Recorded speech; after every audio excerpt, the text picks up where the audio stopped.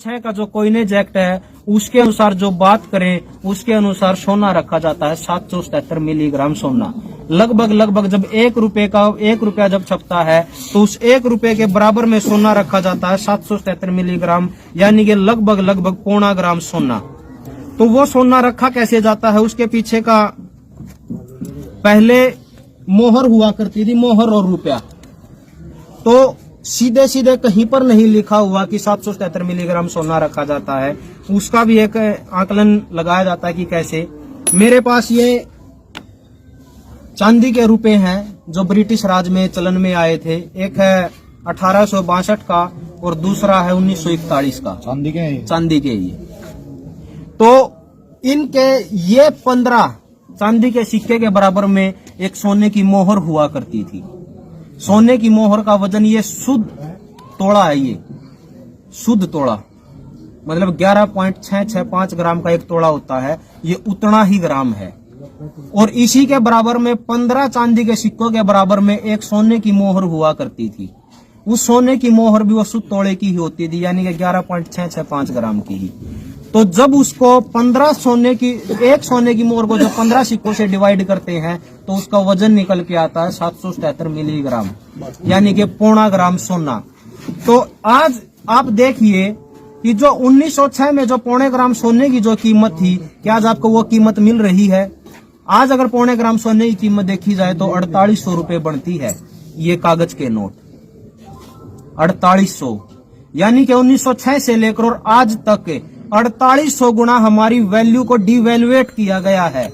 रुपए की जो क्रय शक्ति, जो 1 रुपए में 1906 में जितना सामान खरीदते थे, आज 4800 रुपए में उतना सामान खरीदना पड़ रहा है। वो किस कारण से खरीदना पड़ रहा है कि रुपए की वैल्यू को डिवैल्यूएट कर दिया।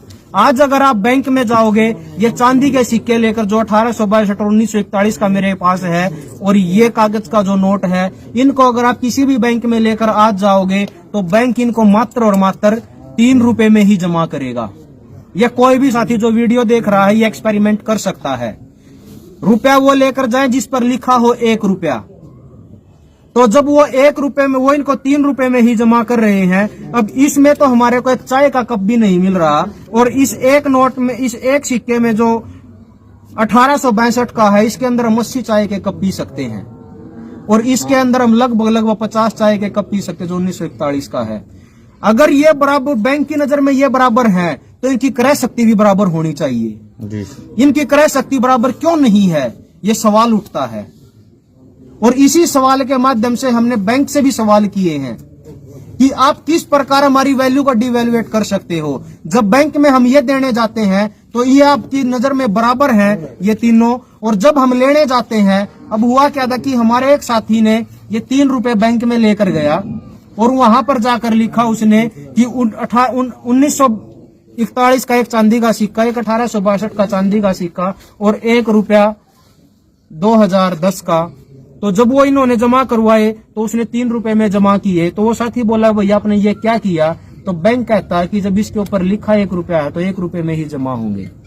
तो वो साथी बोलता है कि जब ये 1 रुपए में जमा होंगे, आप ऐसा करो, ये जो अकाउंट नंबर है जिस स्लिप पे मैंने लिख रखा है, इस खाते में मेरे 5000 रुपए जमा है, मैं कल आऊंगा, मेरे को ये 1862 के चांदी के सिक्के दे दीजिए आप। तो बैंक मना करता कि मैं ये नहीं दूंगा, अगर आपको सिक्के चाहिए तो मैं वो ठेंगे वाले दूंगा जो 1 रुपया लोहे का चलेगा सिक्का। तो वो पूछता है कि आप लेते वक्त अलग और देते वक्त अलग क्यों? तो बोलता है इसका जवाब हम नहीं दे सकते, इसका जवाब आपको लेना है तो आप RBI से लीजिए। फिर हमने RBI से बहुत सारे दस्तावेज निकलवाए। उन दस्तावेजों में 1906 का कॉइनेज एक्ट है, 1882 का पेपर करेंसी एक्ट है, और जो रुपए को डिवैल्यूएट करते हैं उसमें 1860-61 की जो IPC एक्ट है उसमें 230 से लेकर 254 धाराएं हैं, और 289 क्या कहा गया ये धाराएं हैं। अगर कोई रुपए की वैल्यू को डिवैल्यूएट करता है तो वो सजा का अधिकारी है, उस पे 7 साल से लेकर आजीवन कारावास प्लस आर्थिक दंड का भी प्रावधान है।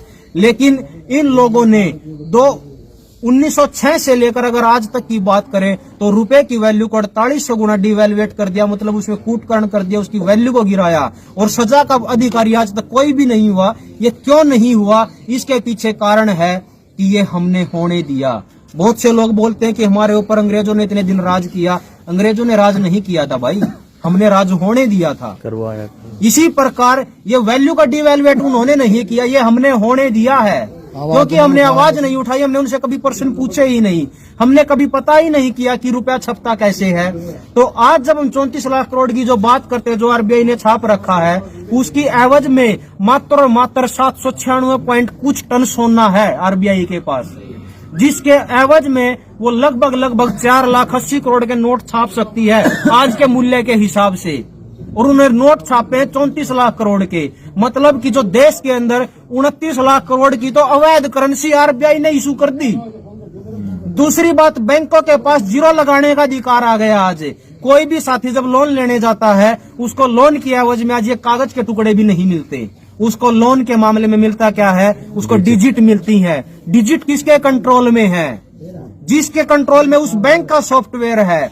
तो जिनके पास जीरो लगाने का अधिकार है, अब बैंक का सॉफ्टवेयर अगर मेरे पास है, मैं बैंक का मालिक हूं, तो मैं एक के पीछे कितनी भी जीरो लगा सकता हूं, और उन जीरो के माध्यम से बेवकूफ बन रही है ये आम जनता, जो सवाल नहीं कर रही, जिसको पता नहीं रुपया छपता कैसे है।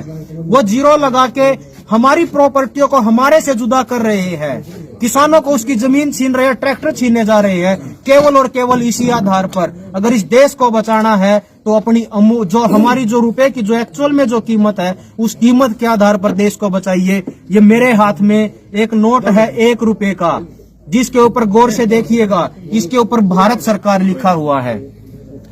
बहुत सारे साथियों का इससे भ्रम दूर होगा जो ये बोलते हैं कि आरबीआई भी भारत सरकार की बॉडी है। अगर आप लोगों को लगता है कि आरबीआई भारत सरकार की बॉडी है, तो 2 रुपए से ऊपर के नोट आरबीआई क्यों छापता है? 1 रुपए का नोट भारत सरकार छाप रही है, और 2 से लेकर, और ये 2000 का अंतिम नोट है मेरे पास, इसके ऊपर रिजर्व बैंक ऑफ इंडिया है। मतलब ये नोट आपस में बता रहे हैं कि रिजर्व बैंक ऑफ इंडिया अलग है और भारत सरकार है वो अलग है। ये कोई एक बॉडी नहीं है। ये जो बॉडी है आरबीआई है, ये कंट्रोल हो रही है वहीं से, इंग्लैंड से, जिनके हम गुलाम रहे थे। और ये भारत सरकार के पास केवल और केवल यही औकात है कि वो मात्र और मात्र 1 रुपए का नोट छाप सकती है।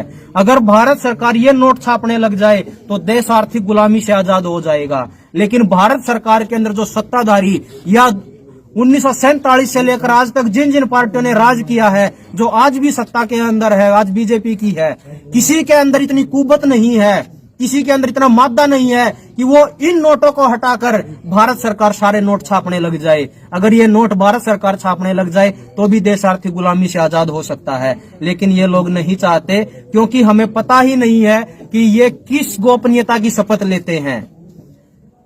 आप लोग सब देखते हैं कि जो विधायक होता है, जो एमपी होता है, जो मंत्री होता है, जो मुख्यमंत्री होता है, वो जब शपथ लेता तो वो एक ही बात बोलता है कि मैं भारत की अखंडता, संप्रभुता और गोपनीयता की शपथ लेता हूँ। क्या किसी ने कभी पूछा कि वो गोपनीयता क्या है? वो गोपनीयता यही है कि हम आज भी इंग्लैंड से कोऑर्डिनेट हो रहे हैं, आज भी हमें आजादी नहीं मिली है। संपूर्ण आजादी चाहिए तो इस रुपए के ऊपर सवाल उठाना हर इंसान को जरूरी है। और जब तक आप नहीं उठाओगे तो पीढ़ियां गूंगी होंगी आप लोगों की, उसको पता ही नहीं चलेगा सही क्या है और गलत क्या है। देश को अगर आर्थिक गुलामी से आजादी चाहिए तो अपना अधिकार लेना होगा। 1 रुपए की कीमत, आपके 1 रुपए की कीमत 4800 रुपए है, और जब आपके डॉलर के मुकाबले आपके रुपए की कीमत 80-82 रुपए है, तो आप अपने नौजवानों को दूसरे देशों में भेज रहे हो काम करने के लिए। जब उन नौजवानों को पता चलेगा कि हमारे रुपए की कीमत 4800 है, यानी कि अगर उस डॉलर के मुकाबले देखे जाए तो लगभग $60 के आसपास आएंगे, तो जब उनको पता चलेगा कि हमारे रुपए की इतनी कीमत है तो कौन जाएगा देश छोड़ के? लेकिन सवाल कोई नहीं करता। सवाल करेंगे तो अपने अधिकार मिलेंगे भी, किसान को भी उसकी फसल का वाजिब दाम मिलेगा और आम इंसान को भी उसकी मेहनत का हक मिलेगा। हमारे पूर्वज जो 1 रुपए में जितना सामान खरीद के लाते थे, आज वो हमें नहीं मिलता। और इसके अंदर डिवैल्यूएट करने के ऊपर जो कानून, जो मैंने धाराएं बताई हैं, अगर वो धारा इनके ऊपर लगाई दी जाए, इन गुंडों के ऊपर, इन बैंक वाले गुंडों के ऊपर, जो सत्ता के अंदर बैठे गुंडे हैं, इनके ऊपर लगा दी जाए, तो आप देखिए कि देश कहां से कहां तक चला जाएगा।